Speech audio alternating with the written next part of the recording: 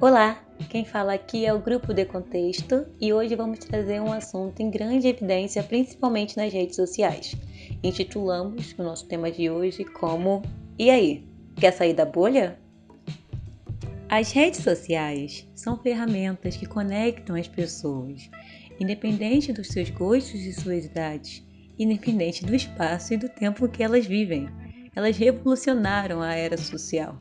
Elas revolucionaram tudo que conhecemos. Temos como um órgão vital fora do nosso corpo que acopla-se a nossas mãos o telefone, que ajuda a gente a se conectar e mergulhar através de outro universo, o universo virtual. Isso vem se tornando cada vez mais popular, vem se tornando algo habitual e até normalizado. E apesar dos benefícios, ela também traz algumas vulnerabilidades. E uma das redes sociais mais utilizadas, principalmente pelos brasileiros, é o Twitter. Ele foi fundado em 2006 por 3 grandes amigos nos Estados Unidos. Essa plataforma oferece aos seus usuários um espaço de conversação e compartilhamento de conteúdos como vídeos e fotos, podendo assim as pessoas trocarem informações variadas e curtas em 120 caracteres. Atualmente é o dobro disso, mas o seu ponto principal é o Trend Topics, que é colocado em alta os assuntos mais comentados e compartilhados entre esses usuários. E não para por aí, o Twitter já conta com mais de 500 milhões de contas registradas, sendo os Estados Unidos e o Brasil com o maior número de usuários. E é por isso que essa plataforma tem um alcance gigantesco. Pensando muito bem nisso, para chegar no top 10 é necessário que inúmeras pessoas compartilhem e comentem milhares e milhares de vezes um determinado tipo de assunto.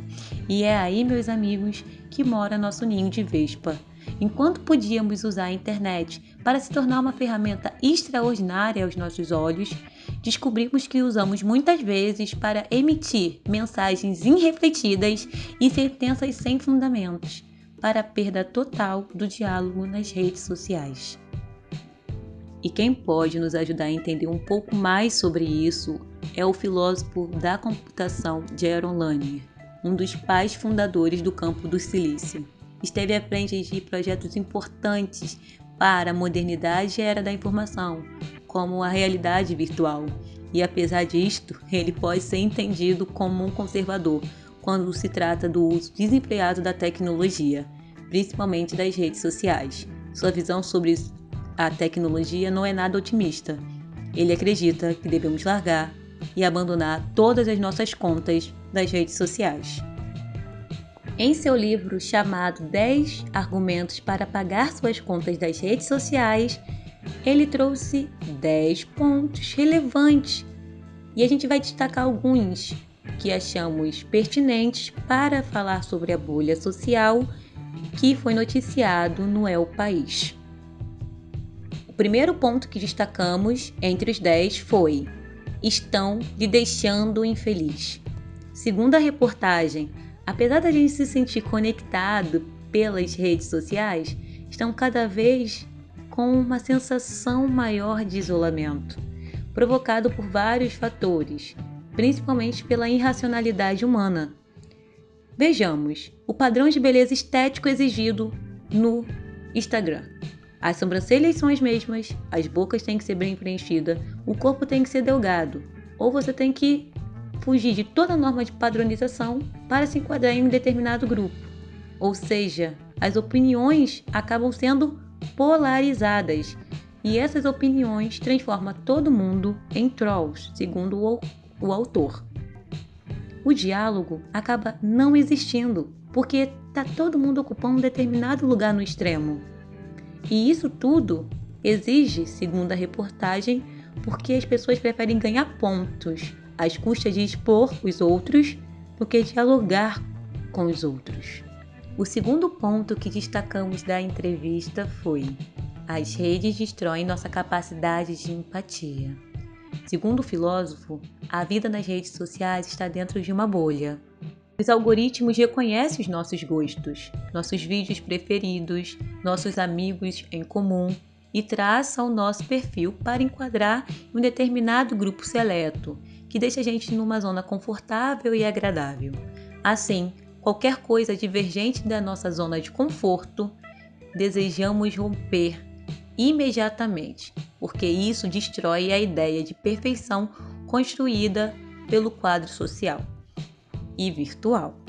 E este, amigo, é o principal problema do Twitter, na minha opinião, porque não permite o espaço para diferentes pontos de vista e diminui a nossa percepção para dar espaço ao outro e para as suas diferenças. Perdemos assim a empatia, por não saber se colocar no lugar do outro, mas adorar expulsar o lugar do outro em nossas vidas, esquecendo do convívio mútuo. Depois de destacar esses 2 pontos, podemos aprofundar ainda mais nesse assunto da bolha. Eli Pariser, no seu livro O Filtro Invisível que a internet está escondendo de você, afirma que existe um filtro feito pelos algoritmos que fazem chegar até você somente informações que condiz com a sua verdade, anulando qualquer argumento divergente do seu ponto de vista. Ou seja, não se culpe. As redes sociais também têm grande importância e impacto nas suas decisões. Consequentemente, isso tem um efeito colateral, porque qualquer coisa fora do que nos agrada, tentamos excluir, como se fosse um comando de tecla, como Shift Del ou pior. Muitas vezes tentamos argumentar ou silenciar aquela pessoa, sem querer uma transformação sobre as suas atitudes e seus feitos nas redes sociais.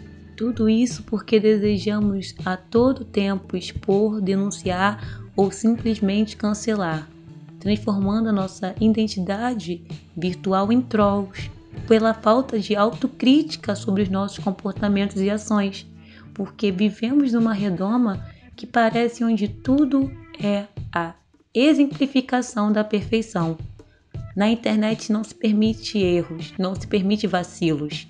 E é aí que está todo o problema, porque falta a reavaliação da nossa conduta como usuário na vida real e na vida virtual. Vocês podem me perguntar agora: ok, já entendi, compreendi que estamos presos em uma bolha e temos impulso errado e blá blá blá. Mas o que devemos fazer? Deixar por isso mesmo? Obviamente respondo que não. Mas pergunta para si mesmo antes de fazer qualquer comentário na rede sobre um determinado sujeito que você sequer viu na sua vida. Você teria coragem de falar o que disse sobre determinada pessoa na frente dela da mesma forma que você fez na vida virtual? Você teria como excluir essa pessoa na vida real? Como você consegue cancelar ela na internet? Caso seja a primeira opção, devemos tomar providências legais ao nosso alcance e tentar basear nossas ações na esfera da lei e cogitar até mesmo acionar as redes sociais contra contas que violem qualquer direito e exigência legal dos direitos de qualquer pessoa que utiliza determinada rede social. Se for o segundo caso, nesta opção devemos ter um movimento diferente, que é o movimento dialógico, ou seja, precisamos de diálogo. Uma rede que foi feita para você dialogar precisa de diálogo. E entender que o processo de diálogo é um processo conflituoso, mas o conflito pode ser um determinante para mostrar diversos pontos de vista e as pessoas aceitar essas diferenças. Porque a partir disso, paramos de comprar uma ideia de perfeição exigidas principalmente pelo público mais novo e saímos de uma bolha de convivência onde só podemos agradar aqueles que têm assuntos em comuns conosco. Começamos a ver determinadas pessoas e determinadas pessoas conseguem ver o nosso ponto de vista também, demonstrando que o modelo democrático defende a liberdade de expressão e de opiniões, sem anular o direito do seu ponto de vista e do seu outro. E concluo que, assim, podemos dizer que a mecânica das redes sociais está com as pessoas. Apesar de elas filtrarem e colocarem você numa bolha, você precisa analisar e tentar parar de sentenciar os outros que convivem com você nesse espaço conectivo. E assim, parar de se alienar às suas ações por falta de autocrítica ao entrar nas redes sociais, principalmente no Twitter. Espero que vocês gostem, galera. Até mais. Saindo da bolha.